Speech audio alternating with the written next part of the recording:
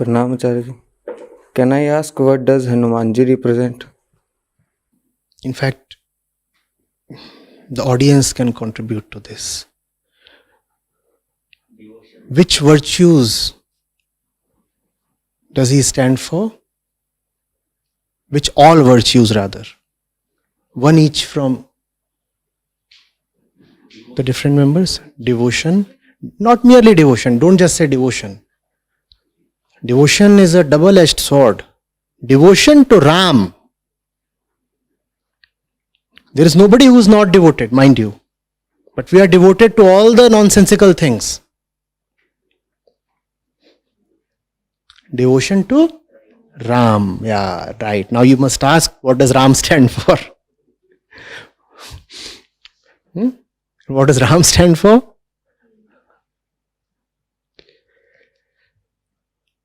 Yes, and strength. Well said. And fine. You could say one-pointed devotion. Absolute commitment to Ram. We are committed. It will be difficult to find someone who is not committed, but we are committed to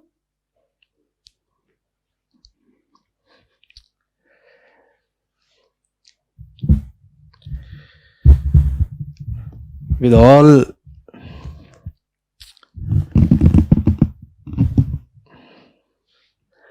my verbal ammunition, I find it so difficult to convince people who are already committed. And I feel utterly helpless. Very helpless. I try to talk, I try to tell. I see the fellow rushing towards his own destruction. But he's committed. What do I do?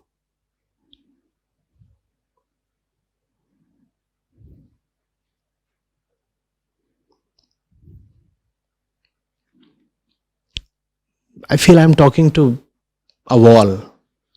I cannot penetrate. My words come back to me. It's a very dangerous word, commitment.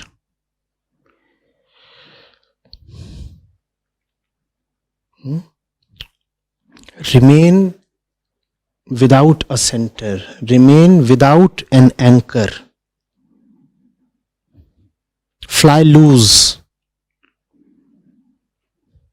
But don't commit yourself to nonsense. And when you commit yourself, your commitment must be like Hanuman's. I'm committed only to Ram.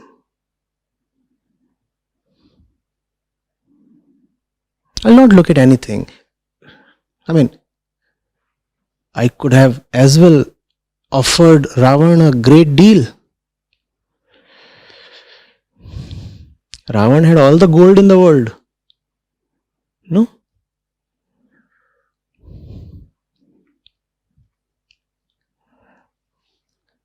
And he would have welcomed Hanuman cutting a deal with him. He had already seen his prowess. With a stroke of his fiery tail, he had already once put Lanka to fire. But that's what.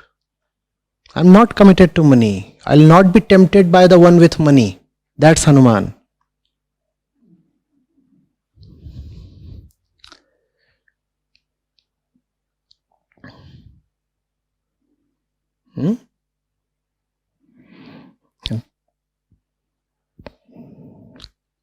I curse my memory. There is a beautiful one by Kabir Sahib on this, and I cannot recall it. Kabir संग साधु के रूखी सूखी खाए, कबीर संग साधु के रूखी सूखी खाए, खीर खांड भोजन मिले साकट संग न जाए. That's commitment.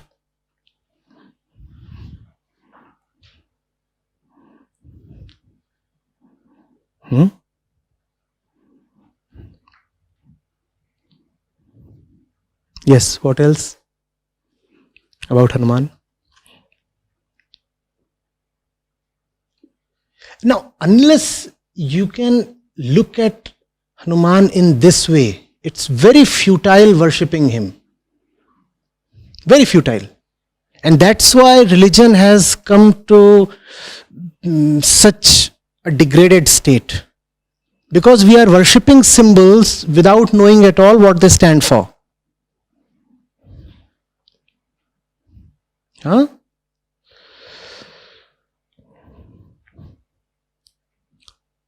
Anything else about Hanuman? You want to? Love, yes, of course. And at some point you will see these things necessarily go together, don't they? Love, devotion, strength, commitment. You can't have one without the other. Yes, very good. And that goes with that. No? Commitment. Huh? Nice. Nice. No, that's a very important thing. That innocence. Almost animal-like innocence. No? It's a reason he is represented as Vanar. Now the historic person who would have actually assisted Ram was obviously not a monkey. But the representation is that of a Vanar. And there is a great reason behind that. What you're showing is that here is someone uncorrupted by all social influences, just as animals are. Animals may not have an enlightened mind, but they also don't have a perverted mind. Right? In that sense, and to highlight that aspect, Hanuman is represented as a Vanar. That he is not a social being. Not at all social. He does a lot of things that the society would probably not look favorably at. Would you like someone who, for example, blows away your power station?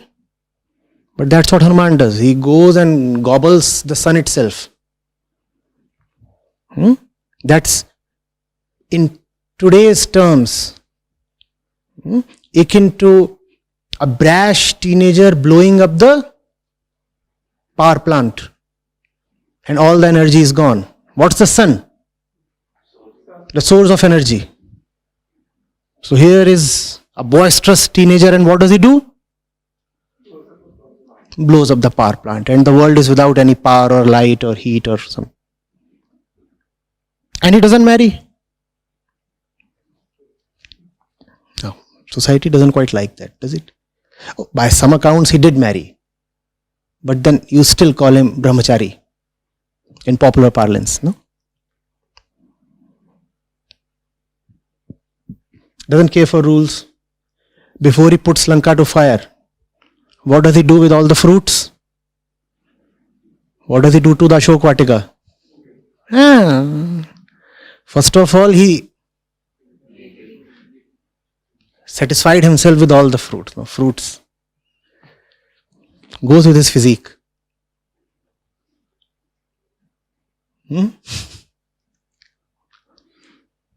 So all those things. It's a beautiful combination of a lot of virtues. But you have to decode. And if you're not deciphering the symbolism correctly, then you are just misreading the message or not reading the message at all. Just worshipping something very hollow. Whereas it really carries a great meaning.